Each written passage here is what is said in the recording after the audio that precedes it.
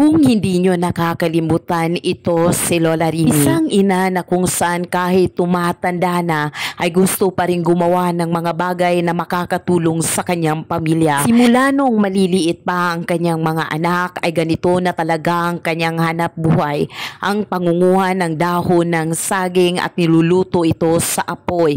Kasama ang kanyang mga anak, sabay-sabay silang naghahanap buhay. Sobra-sobrang pasasalamat ni Lola Rimi sa kanyang mga anak sapagkat sa lahat ng kanyang ginagawa, nandun sila at nakagabay.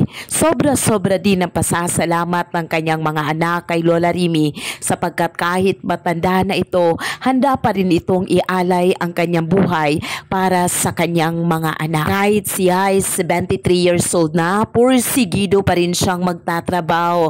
Kahit sobrang napakahirap, kahit sobrang napakabigat, handa pa rin niyang tulungan ang kanyang pamilya. Ganyan ang kanyang dedikasyon bilang ina. At dahil sa pinakita niyang katapangan at katatagan, kaya't nakita siya at na-feature sa Sherilyn Battle Grifaldi TV show para magbahagi ng kanyang buhay at kwento sa lahat ng maraming tao. Tunay nga na siya ay kahanga-hanga at dapat tularan. Sobrang napakalaki ang aking pagsaludo sa mga taong katulad ni Lola Rimi. Mga magulang na walang ibang iniisip kundi ang kapakanan ng mga anak. Mga magulang na handang isakripisyo ang mga bagay na meron sila at kahit sa kauli-hulihang kalakasan ay kaya pa rin nilang gawin ang mga bagay na magagawa nila para sa pagtulong ng kanilang pamilya. Tunay nga na sila ay kahanga-hanga. Lalo na't si Lola Rimi ay tinatawag na single mom. Nagpapakita sila ng conditional love at kahit minsan ay gusto na nilang sumuko, mas pinili pa rin nilang tumayo. At kahit minsan ay nahihirapan, mas pinili pa rin nila ang lumaban.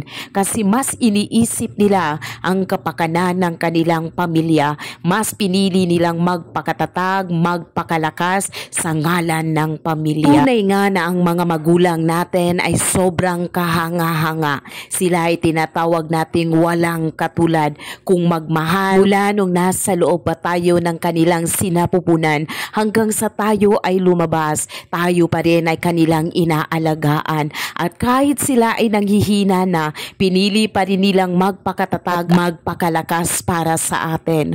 Kung kaya't dapat nating hilingin sa Panginoon, naway haba pa ang buhay ng ating mga magulang, hindi upang sila'y magtrabaho, hindi maramdaman man lang nila ang mabuhay at maging masaya at ang kasaganahan sa mundo. Sa araw na ito, hali kayo, samahan niyo ako at dalawin natin si Lola Rimi at bigyan natin siya ng kaunti lang naman na regalo, subalit ito'y galing sa ating mga puso. Sa umagang ito guys, nakita nating muli si Yaya Rimi. Siya yung babae na naghalob og dahong saging. So, Rimi, kumusta ka na ngayon? Marang-arang na, salamat sa Ginoo, marang-arang na po ko. Kasi si Rimi guys, na-overfatigue siya. Pagkatapos ay na-ospital siya ng 5 araw kasi di na siya makahinga. Pero sobra-sobra ang kanyang pagpapasalamat sa Panginoon kasi gumaling naman siya, di ba ya? Oo, nangalog na ganit ko. Kaya bumalik na naman daw siya sa pagtatrabaho niya. So para naman sa kaalaman ng lahat, tinutulungan naman siya ng kanyang mga anak. Mahal na mahal po siya ng kanyang mga anak. Kaso lang, si Yaya Rimi is very workaholic talaga. So meron akong kaunting pera na ibibigay sa iyo ha. Pero kaunti lang naman ito ha. Okay lang ba sa iyo? Tapos alagaan mong sarili mo. Uminom ka ng vitamins, kumain ka ng mga prutas, uminom ka ng tubig at huwag kalimutang magdasal sa Panginoon. Salamat. Tagahatag ane, og labi nimo dai Sherilyn. Ko nang katabang namo ni. Og daghan pa salamat labi nday Sherilyn nga katabang namo. Kaning kapadalaan ni, daghan salamat. Lola, di po ba 73 ka na? Bakit gusto mo pa ring magtrabaho? Magtrabaho tungod sa kawala. Na mga anak na pa'y puluhion sila. Pero minsan ba sobrang nahirapan ka na? Okay. Makugi ragyapon ang trabaho dahil minsan makabarong pa. Minsan, di ba, nakakapagod, nagpapahinga ka naman. Nataway na. Oh. Pinagmayran trabaho. O galing talaga siyang na ospital for 5 days at hindi talaga siya nakakahinga. Pero nakikita natin na si Remy kahit 73 years old guys is nagtatrabaho pa rin siya. Hindi naman siya pinapabayaan ng kanyang mga anak, tinutulungan naman talaga siya. Pero nakikita ko lang na sobrang napaka-workaholic niya talaga.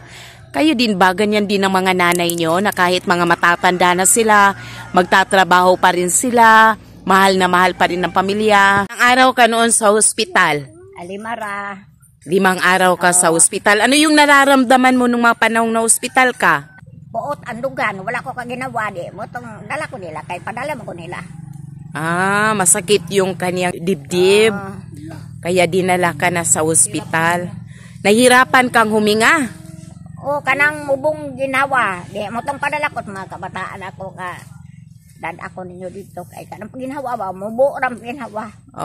Ano ba yung pinakamasakit na pagsubok sa buhay mo, ya? Uber ka is trabaho ra. Na-over ka sa trabaho, kaya sobra ang fatigue yung stress mo?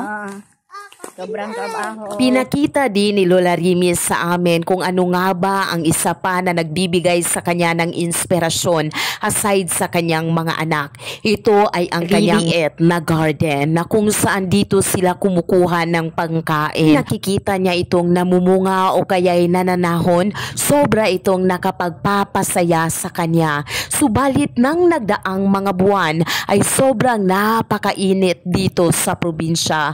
Kung kaya't namamatay pa unti-unti ang mga halaman at wala ka na talagang makikitang damo aside sa mga tanim ni Lola Remy. Sobra itong nakakaapekto sa lahat ng mga farmer, hindi lang kay Lola Remy. Kung makikita nila ang kanilang mga tinanim na sobra itong nalalarag na pati ang mga damo ay hindi mo na talaga makikita ang ka-green nito. Pero despite sa maraming bagay, hindi pa rin sila sumusuko. Patuloy pa rin na nagtatanim si Lola Remy at ang ibang farmers dito sa amin. Ganito sila katatag. Ito lang sana ang hinihiling ko sa Panginoon para sa inyo na mananatili sa inyong puso ang pagmamahal sa mga bagay na inyong ginagawa bawat araw. At sana bigyan pa kayo ng mahabang buhay sa Panginoon. Sa lahat ng tao na tumutulong kay Lola Remy at sa lahat ng mga senior citizen, sobrang saludo po ako sa inyo.